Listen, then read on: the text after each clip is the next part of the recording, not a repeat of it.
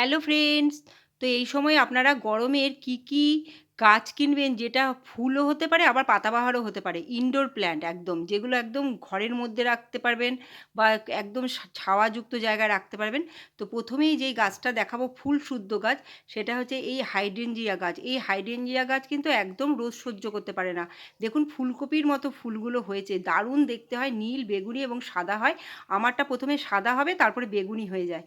খুব সুন্দর দেখতে, কিন্তু একদম ইনডোরে রাখতে হবে এবং একদম ছায়াযুক্ত জায়গায় রাখতে হবে। আর আমার যে গাছগুলো আছে এগুলো পুরো ছায়াযুক্ত জায়গায় রয়েছে। দেখুন তারপরে যেটা দেখাবো স্নেক প্ল্যান্ট, আপনারা কিন্তু অনেক বেশি বেশি করে কিনতে পারেন। এই স্নেক প্ল্যান্টও তাই ভীষণ সুন্দরভাবে সেমিসেড যুক্ত জায়গায় থাকে। আর যদি ঘরের মধ্যেও রাখা যায়, ঘরের মধ্যেও খুব সুন্দর করে গ্রোথ নেয়। আর এখন দেখুন আমার যে গাছগুলো আছে স্নেক প্ল্যান্টের, কি সুন্দর করে গ্রোথ নিয়েছে, প্রত্যেকটা টব কিন্তু প্রায় ভরে এসেছে এবং অনেক ছোট ছোট বেবি প্ল্যান্টও কিন্তু রেডি হচ্ছে। আর দেখতে খুবই সুন্দর, ঘর সাজানোর জন্য খুবই ভালো গাছ এই একটা স্নেক প্ল্যান্ট গাছটা। তারপরে দেখাচ্ছি জিজি প্ল্যান্ট। এই যে জিজি প্ল্যান্ট গাছগুলো দেখতে, পাতাগুলো এতটা সুন্দর হয়, পাতাটাই এর সৌন্দর্য, আর কিছুই না, পুরো পাতা হয়ে হয়ে মানে নিচের থেকে একদম পাতা হবে, এটাই হচ্ছে এর সৌন্দর্য। তো এই গাছটা এরকম সুন্দর করে পাতা বেরিয়ে বেরিয়ে গাছের গ্রোথ নিয়ে পুরো টব ভরে পাতা হয়ে থাকে। এই প্ল্যান্টটাও কিন্তু একদম ঘরের ভেতরে বা একদম ছায়াযুক্ত জায়গায় রাখতে হবে।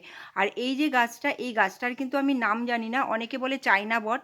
তো চায়না বট কিনা আমি বলতে পারছি না, কিন্তু এই গাছটাও মানে অনেকটা বট পাতার মতোই কিন্তু দেখতে পাতাগুলো। আর ভীষণ সুন্দর কাটিং থেকে রেডি হয়। বেশিরভাগ গাছগুলোই আমি দেখাচ্ছি এগুলো কাটিং থেকে রেডি হতে পারে। একবার কিনে আনলে বাড়িতে আর দ্বিতীয়বার কিনতে হবে না, কারণ কাটিং থেকে অনেক অনেক বেশি গাছ কিন্তু আপনারা রেডি করতে পারবেন। তাই এই রকম গাছগুলো রাখবেন। তারপরে দেখাচ্ছি ড্রেসিনা। ড্রেসিনা কিন্তু আমার কাছে দু রকমের ভ্যারাইটি আছে। একটা হচ্ছে এরকম সরু পাতাওয়ালা, আর সেটা হচ্ছে লাল রঙের, আর দেখতে কিন্তু এই খুব সুন্দর। এটাও তাই, একটা থেকে আরেকটা রেডি হয়ে যায়। আমি একটা ডালি বসিয়েছিলাম, তার থেকে দেখুন কত সুন্দর হয়ে গেছে। আর পুরো মাথার দিকে ফুলগুলো হয়ে থাকে, তো এটাও কিন্তু ঘর সাজানোর জন্য খুব সুন্দর, ঘরের এক কোণে রেখে দিলে দারুণ দেখতে লাগে।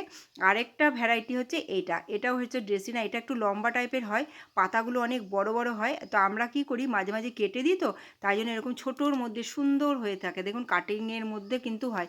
আর ভীষণ ইজি এই গাছটা রেডি করা, একদম একটা কাটিং বসিয়ে দিলে কিছুদিনের মধ্যে এর কিন্তু পাতা বেরিয়ে যায়। তো আপনারা এই গাছটাও কিন্তু নার্সারি থেকে অবশ্য করেই কিনতে পারেন। তারপরে দেখাচ্ছি ফিলোডেনড্রন বলা হয় বা ফাইলোডেনড্রন। তো ফাইলোডেনড্রন এই গাছটা দু রকমের আছে। এই যে আমি এই ভ্যারাইটিটা দেখাচ্ছি, এটা কিন্তু ভীষণ দামি, নার্সারিতে কিনতে গেলে অনেকটা দাম নেবে। তো আমাদের কিনতে হয়নি, আমরা গিফট পেয়েছি এই গাছগুলো। কি সুন্দর দেখতে। আমি আপনাদেরকে এই একটা ভ্যারাইটি দেখাবো, আমার কাছে আরেকটা ভ্যারাইটি আছে যেটাতে একদম মানে প্রচুর পরিমাণে গ্রোথ হয়, অনেক, একটা থেকে প্রচুর কাটিং করা যায়।